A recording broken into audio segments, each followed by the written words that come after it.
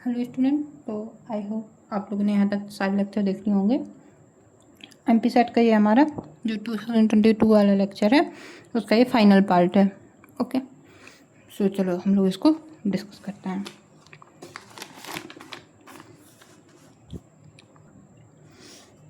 The region of a coast from low tide line to the end of continental shelf is known as, तो जो हमारी लो tide line है उससे लेकर के जो कॉन्टिनेंटल शेल्फ तक का रीजन है उसको हम क्या बोलते हैं?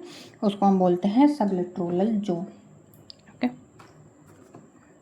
अब जो सबलिटोरल जोन है ये हमारा क्वेश्चन का जो कोर कंसेप्ट उसका कोस्टल एंड जो मैराइन जोनेशन है उससे है। ओके, जो कोस्टल रीजन क्या है, डिवाइड है इनटू जोन्स में बेस्ड ऑन जो उसका टाइड इन्फ्लुएंस है एंड वाटर डेप्थ है उसके बेस में। तो सिंपल सीक्वेंस क्या होता है, सबसे पहले लैंड, अच्छा इसको लिख ही लेते हैं हम लोग ना।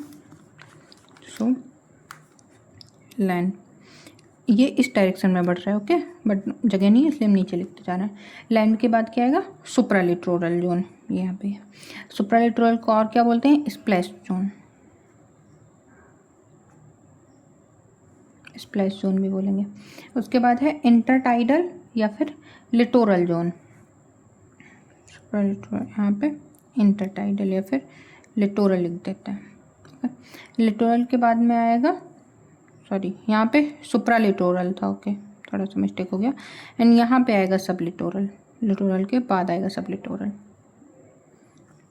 जोन, एंड उसके बाद में आएगा हमारा deep ocean. Okay, land, supralittoral and littoral, sublittoral, then deep water. इस तरीके से हमारा जो जोनेशन है वो है। जो सबलिटोरल जोन किसके किसके बीच में होगा? जो लो टाइड है और एड्स है कॉन्टिनेंटल शेल्फ के। इसके कैरेक्टरिस्टिक क्या होते हैं? ये एक तो सबमर्ज नहीं होता, उससे अवे होता है, रिसीव करता है सिग्निफिकेंट सनलाइट को, स्पेशली जो अपर पार्ट है वो, रिच होता है इन मैराइन डाइवर्सिटी और इम्पॉर्टेंट फिशरीज जोन होता है।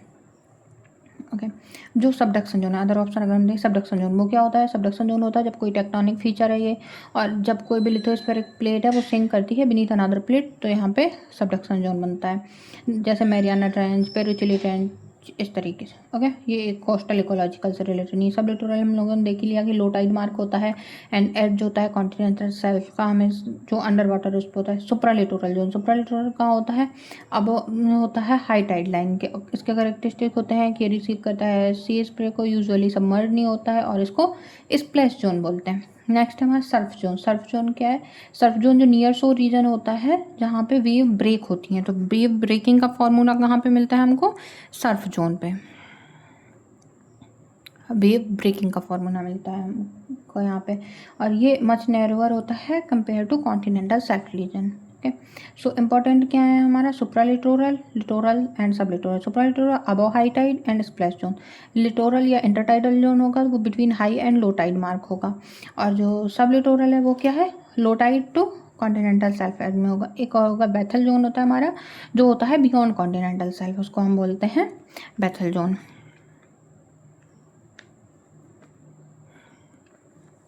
बेथल जोन, ओके, सो ये हो गए हमारे जो इसके जोनेशन है। नेक्स्ट क्वेश्चन देखें हम अगर, so most commonly used value of the Redfield ratio carbon nitrogen phosphorus for carbon nitrogen and phosphorus P in phytoplankton biome. So कितना होता है जो हमारा रेडफील्ड रेशियो है? 106, 16 एंड 1। इसको आप अपने अपने अकॉर्डिंग याद रख सकते हैं, हमने ऐसे ही किया है 106, 16 एंड 1। सो ये हमारा रेडफील्ड रेशियो होता है। ये एवरेज एटॉमिक रेशियो होता है कार्बन, नाइट्रोजन एंड फॉस्फोरस का, और ये किस में मिलता है? जो मैराइन फाइटोप्लैंक्टन्स हैं उन पे मिलता है, या फिर जो ओशियन का ऑर्गेनिक मटेरियल है उसमें मिलेगा। और इसको डिस्कवर किसने किया था? इसको डिस्कवर किया था अल्फ्रेड सी रेडफील्ड ने, उन्हीं के नाम पे इसको रेडफील्ड रेशियो बोला जाता है। जो कार्बन, नाइट्रोजन, फॉस्फोरस के लिए क्या होता है? 106, 16 एंड 1 होता है, यानी कि 106 एटम होंगे कार्बन के, 16 एटम होंगे नाइट्रोजन के, 1 एटम होगा फॉस्फोरस का।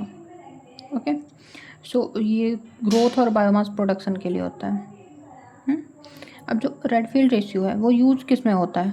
टू अंडरस्टैंड न्यूट्रिएंट लिमिटेशन, जो नाइट्रोजन और फॉस्फोरस है वो किस तरीके से सिग्निफिकेंटली डिफर कर रहा है। नाइट्रोजन है वो लिमिटिंग फैक्टर की तरह काम कर सकता है, फॉस्फोरस है वो भी लिमिटिंग फैक्टर की तरह काम कर सकता है। ये सारी स्टडीज़ जो हैं वो हम with the help of Redfield ratios करते हैं।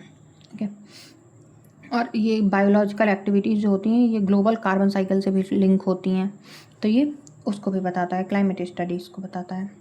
ओके, इसमें एक और रेशियो पूछा जाता है जो आई थिंक पूछा भी गया है अलग से, जो इसमें नाइट्रोजन एंड फॉस्फोरस रेशियो है, ये अलग से भी पूछा जाता है। तो ये कितना है, 16:1 है।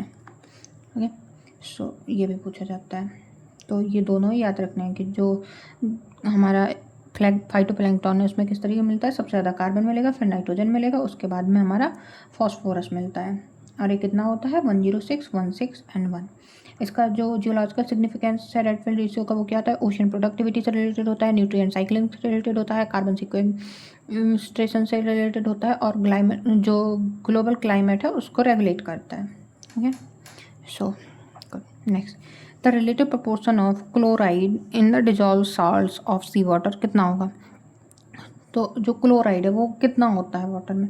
सो एवरेज सी वाटर है, उसकी सैलिनिटी कितनी होती है सबसे पहले, तो उसकी सैलिनिटी होती है हमारी 35 ग्राम पर केजी, या 35 पार्ट पर 1000 बोलते हैं। सो 35 ग्राम ऑफ डिजॉल्व सॉल्ट्स जो है वो 1 केजी सी वाटर में होता है। और एक तो आप डायरेक्ट याद भी रख सकते हो इनको, जो क्लोराइड है, क्लोराइड कितना होता है, 18.98% होता है। क्लोराइड के बाद क्या होता है, सोडियम होता है, सोडियम कितना होता है, 10.56 होता है। उसके बाद सल्फेट होता है, एंड उसके बाद में जो सल्फेट है वो होता है SO4, ये 2.65 के अप्रॉक्स होता है। देन मैग्नीशियम होता है Mg 1.27 होता है। उसके बाद कैल्शियम एंड पोटेशियम होता है। तो इस तरीके से होता है। अब जो क्लोराइड है वो अप्रॉक्सीमेटली कितना परसेंट है हमारा, टोटल इसकी कितनी है सैलिनिटी, 35 पार्ट्स पर 1000 है। तो ये 35 का कितना है, 18.98 अपॉन 35 इंटू 100 अगर हम करें तो ये अप्रॉक्स हमारा 54% के लगभग जो सैलिनिटी है, या जो इसका या सैलिनिटी है उसको कौन दे रहा है, हमारा क्लोराइड दे रहा है। ओके, तो ये परसेंटेज भी आपसे कभी पूछा जा सकता है। और करेक्ट कंसंट्रेशन कितनी हो गई, 18.98 कंसंट्रेशन है इसकी। ये भी याद रखिएगा कि किस तरीके से इसका ऑर्डर होता है, chlorine, sodium, phosphate and magnesium, और इन चारों का ही आपको याद रखना है कि कितना कितना होता है। ओके, क्योंकि ये आ सकता है किसी भी क्वेश्चन में, है ना। नेक्स्ट क्वेश्चन देखते हैं हम। Okay, the expansion contraction of water columns due to temperature and salinity anomaly is known as, ये क्वेश्चन इसी पेपर में शायद 2 बार देखा है हम लोगों ने। ओके, चलो, तो ये हम लोगों ने देखा ही ना अभी, एक्सपेंशन और कंट्रैक्शन है जो वाटर कॉलम का, वो किसकी वजह से, टेम्परेचर और सैलिनिटी की वजह से जब होता है। अच्छा, ये अलग क्वेश्चन था। एक्सपेंशन और कॉन्ट्रैक्शन पूछा, उस पर हम लोगों ने फ्लो देखा था।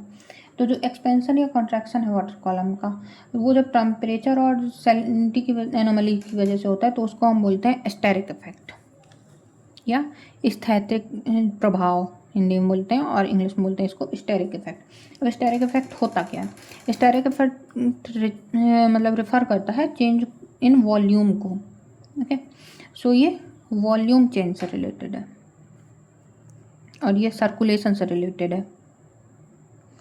ये वॉल्यूम चेंज से रिलेटेड है, जो किसकी वजह से हो रहा है, टेम्परेचर एंड सैलिनिटी की वजह से हो रहा है, विदाउट एडिंग और रिमूविंग वाटर मास। मतलब वाटर मास तो हम ऐड और रिमूव नहीं कर रहे हैं, बट फिर भी वॉल्यूम चेंज हो रहा है। वो वॉल्यूम चेंज किसकी वजह से है, टेम्परेचर एंड सैलिनिटी की वजह से, तो उसको हम क्या बोलेंगे, स्टेरिक इफेक्ट बोलेंगे। ओके, सो इसका सिंपल सा आइडिया है कि जब सी वाटर वार्म होगा तो उसकी डेंसिटी डिक्रीज करेगी, वाटर एक्सपेंड करेगा और सी लेवल राइज होगा, और जब कोल्ड होगा तो डेंसिटी इंक्रीज करेगी, वाटर कंट्रैक्ट होगा और सी लेवल फॉल करेगा। सिमिलरली सैलिनिटी के साथ होगा, जैसे ही सैलिनिटी लोअर होगी तो एक्सपेंशन हो जाएगा, हायर सैलिनिटी होगी तो डेंसिटी बढ़ेगी तो कॉन्ट्रैक्शन हो जाएगा। इसको ही हम बोलते हैं स्टेरिक इफेक्ट।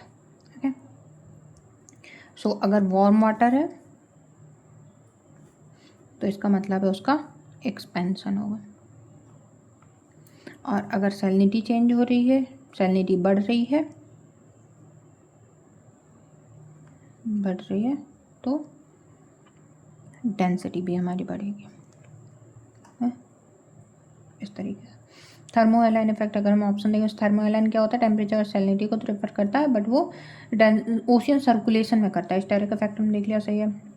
फिर थर्मोक्लाइन इफेक्ट, थर्मोक्लाइन क्या है, कोई इफेक्ट नहीं है, ये लेयर होती है ओशन में जहाँ पे टेम्परेचर है वो डेप्थ के साथ में रैपिडली चेंज होता है। So temperature change with depth rapidly. Ekman effect हम लोगों ने देख लिया। एकमान क्या होता है, विंड ड्राइवन करंट्स होती हैं, कॉरियोलिस फोर्स से एकमान ट्रांसफर सबको करता है। अब इस तरह का इफेक्ट है वो इम्पॉर्टेंट किस लिए होता है हमारा, तो वो इम्पॉर्टेंट है हमारा सी लेवल चेंज के लिए। जो ग्लोबल वार्मिंग है वो कॉज करती है ocean warming, thermal expansion and rising sea level को, तो इसमें काम आता है। ओके, सो हम लोगों ने क्या देखा, थर्मोहेलाइन, स्टैटिक, थर्मोक्लाइन एंड एकमान को देख लिया। नेक्स्ट क्वेश्चन देखते हैं। देखो ये चीज़ें ना और डिटेल में हम डिस्कस क्यों नहीं करें, क्योंकि एकमान, थर्मोक्लाइन और थर्मोहेलन ये सारी चीज़ें हम प्रीवियस इसी क्वेश्चन पेपर के साथ में डिस्कस कर चुके हैं। सो अगर आपको डेप्थ में देखना है तो आप इसके प्रीवियस लेक्चर देखिए, आपको सारा कुछ समझ आ जाएगा। Okay, the animal living or attach to the sea floor are known as, ऐसे एनिमल जो कि अटैच होते हैं उनको हम क्या बोलते हैं, तो उनको हम क्या बोलते हैं, उनको हम बोलते हैं एपीफोना।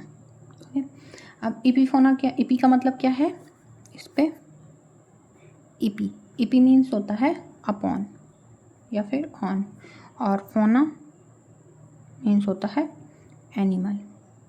सो देयरफॉर एपीफोना मतलब क्या हुआ, animal living on the surface of sea bed और अटैच टू इट। दोबारा बोलते हैं, आप डेफिनेशन इसकी लिख लीजिए। Epifauna means animals living on the surface of the sea bed और अटैच्ड टू इट, उसको हम बोलते हैं एपीफोना।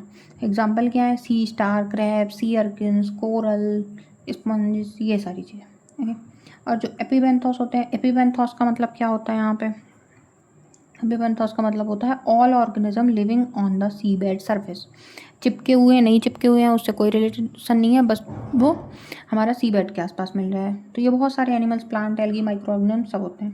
ठीक है, सो जितने भी हमारे एपीफोना हैं वो सारे के सारे क्या होते हैं, एपीबेंथोस होते हैं, पर सारे एपीबेंथोस एपीफोना नहीं होते हैं। ओके, ये हमारा क्लियर है। तो जो एनिमल लिव कर रहे हैं अटैच्ड हैं सी फ्लोर में, वो कौन से हैं, एपीफोना है, और बाकी जितने भी हैं वो सारे एपीबेंथोस हैं।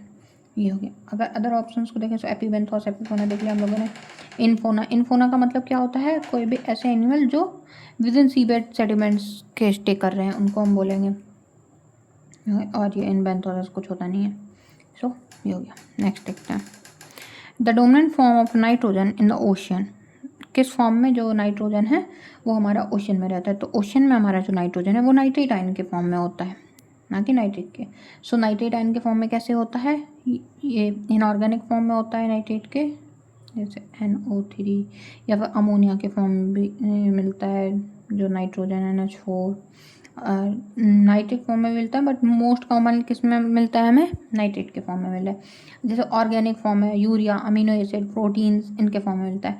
तो मोस्ट अबंडेंट डिजॉल्व जो इनऑर्गेनिक नाइट्रोजन का फॉर्म है वो कौन सा है, नाइट्रेट फॉर्म में मिलता है हमें, जो कि है हमारा ये NO3 वाला। अब नाइट्रो जो है वो डोमिनेट क्यों करता है, क्योंकि जब डिकम्पोजिशन होता है ऑर्गेनिक मैटर का, तो सबसे पहले जो ऑर्गेनिक मैटर है अमोनिया होगा, अमोनियम होगा, वो नाइट्रिक में कन्वर्ट होता है, और ये प्रोसेस क्या होती है, नाइट्रिफिकेशन बोलते हैं इसको। ओके, तो ये नाइट्रोजन फिक्सेशन की वजह से होता है, नाइट्रिफिकेशन होता है, और जो नाइट्रोजन रिलीज होती है उसको हम डीनाइट्रिफिकेशन बोलते हैं, जिसमें हमारी NO3 से N2 बनती है, इस प्रोसेस को हम डीनाइट्रिफिकेशन बोलते हैं। ओके, सो ये हो गया। नेक्स्ट क्वेश्चन अगर हम देखें, the number of bacteria in euphotic zone of ocean is generally around, कितने लगभग बैक्टीरिया होते हैं जो हमें यूफोटिक जोन में मिलते हैं। अब सबसे पहले यूफोटिक जोन क्या है, इसका आंसर तो है हमारा 5 × 10⁻⁶। बट यूफोटिक जोन क्या होता है, तो यूफोटिक जोन ऐसा जोन होता है जो अपर सनलाइट लेयर होती है ओशियन की, जहाँ पे सॉरी 2 ही 3 क्वेश्चन बचे हैं, क्या बंद करने जाए। सो ये क्या होती है, अपर लेयर होती है हमारी, जहाँ पर जो सनलाइट है वो पेनिट्रेट कर पाती है, तो वहाँ पे फोटोसिंथेसिस होता है। उसके करेक्टरिस्टिक क्या होंगे, हाई फाइटोप्लैंक्टन प्रोडक्टिविटी होगी, एक्टिव न्यूट्रिएंट साइक्लिंग होगी, लार्ज माइक्रोबियल पॉपुलेशन होगी, और इंटेंस बायोलॉजिकल एक्टिविटी हो रही होती है। तो जो बैक्टीरिया है इन जो यूफोटिक जोन में है वो मैराइन बैक्टीरिया के होते हैं, एक्सट्रीमली अबंडेंट होते हैं और मेजर रोल प्ले करते हैं किसमें, decomposition of organic matter, nutrient cycling, carbon cycling, nitrogen transformation, इन सारी चीज़ों में शो करते हैं। जो टिपिकल बैक्टीरिया है अबंडेंस है ओशियन सरफेस पे, वो कितनी होती है, 10⁻⁵ 5 to 10⁻⁶ होती है। सो यहाँ पे हमारा करेक्ट आंसर क्या हो गया, 5 × 10⁶. Okay, ml inverse. अब ये जो बैक्टीरिया इंपॉर्टेंट क्यों होते हैं, क्योंकि ये बैक्टीरिया, प्रोटोजोआ, जो प्लैंकटन, ये सारे कुछ होते हैं जो अलग अलग प्रोसेस करते हैं. इयोफोटिक जोन का सिग्निफिकेंस क्या है? इयोफोटिक जोन है वो उसमें सफिशिएंट सनलाइट या फोटोसिंथेसिस करता है, हाईएस्ट बायोलॉजिकल प्रोडक्टिविटी होती है. एक नेक्स्ट होता है अफोटिक जोन, जहाँ पे सनलाइट इतनी अच्छे से नहीं जा पाती है, वो उसमें होता है लिटिल और नो सनलाइट, जिसकी वजह से वहाँ पे फोटोसिंथेसिस भी नहीं होता है और वहाँ पे जो डेंसिटी है इनकी वो बहुत कम हो जाती है. ओके, नेक्स्ट क्वेश्चन देखते हैं. Next, oceanic aquatic regions with low concentration of essential nutrients and low primary productivity is called.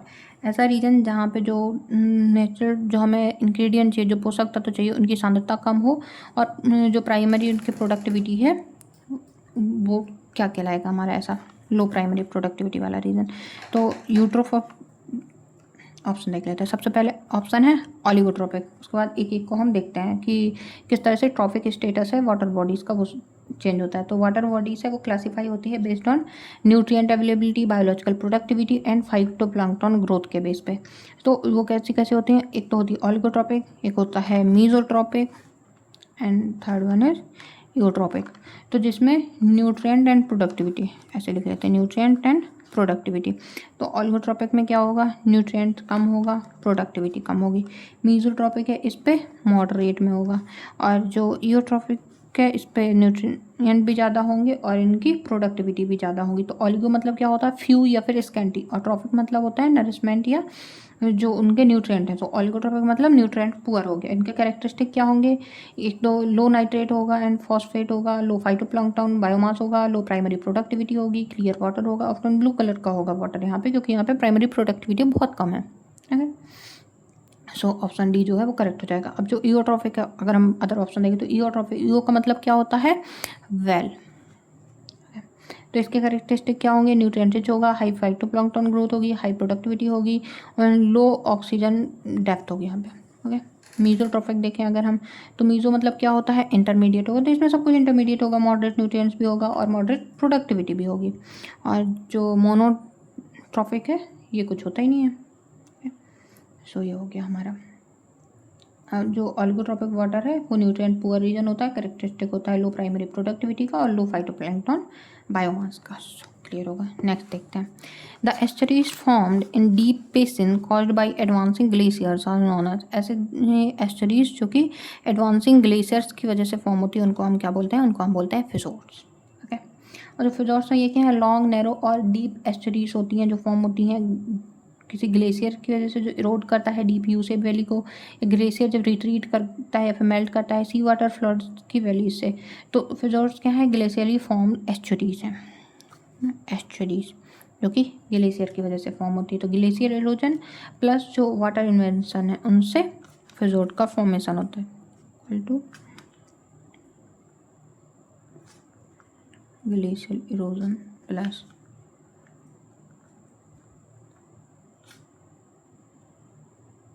C water इन्वेशन.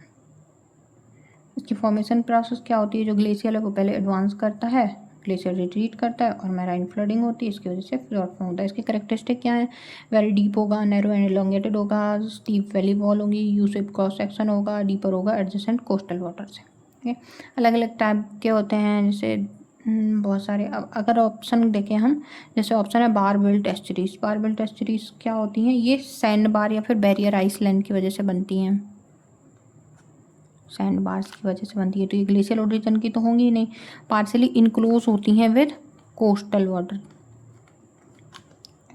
फिजोर्ड हमारा ग्लेशियल ओरिजिन का था. फिर है साल्ट वेज्ड एस्चुरीज. ये क्या होती हैं, ये सर्कुलेशन टाइप एस्चुरीज हैं जो कि फ्रेश वाटर जब फ्लो करता है आउटवर्ड किसी सरफेस पे, तो डेंस सी वाटर वेज के फॉर्म में उसके अंदर जाता है, उस टाइम पे हमारी जो साल्ट वेज एस्चुरीज हैं वो फॉर्म होती हैं. नेक्स्ट है टेक्टोनिक एस्चुरीज. टेक्टोनिक किसकी वजह से, जो टेक्टोनिक एक्टिविटी है, फॉल्टिंग, सबसिडेंस, क्रिस्टल मूवमेंट, उन सब की वजह से फॉर्म होती हैं. ओके, सो ये हो गया. नेक्स्ट अगर हम देखें क्वेश्चन, नेक्स्ट लास्ट क्वेश्चन है इस पेपर का. Okay, so the surface water of the ocean that receives sufficient light to support photosynthesis lies in. ये हम लोगों ने अभी फर्स्ट क्वेश्चन में कुछ टाइम पहले ही देखा था. देखो सेट में आपने पूरा फाइनल पेपर डिस्कशन अगर आपने देखा है लेक्चर, तो आपने ये देखा होगा ना, बहुत सारे क्वेश्चन, एक क्वेश्चन आया उससे जस्ट नीचे वाला क्वेश्चन ही उससे ही इंटरकनेक्टेड है।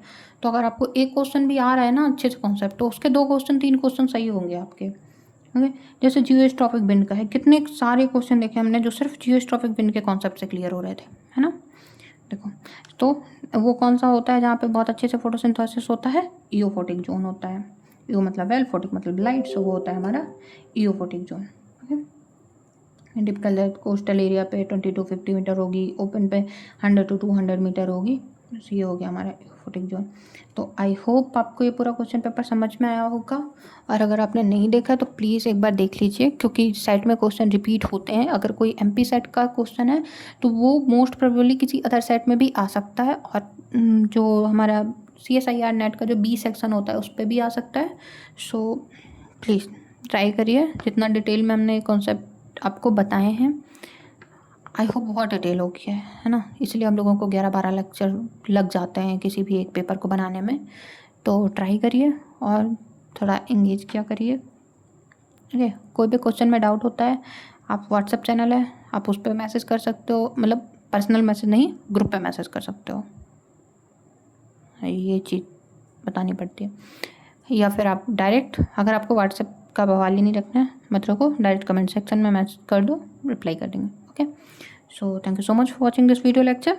इसके बाद जो हम लोग छत्तीसगढ़ वाला क्वेश्चन पेपर है माइनिंग ऑफिसर का, उसको हम लोग डिस्कस करते हैं। Okay, so thank you so much for watching this video lecture and very best for your examination.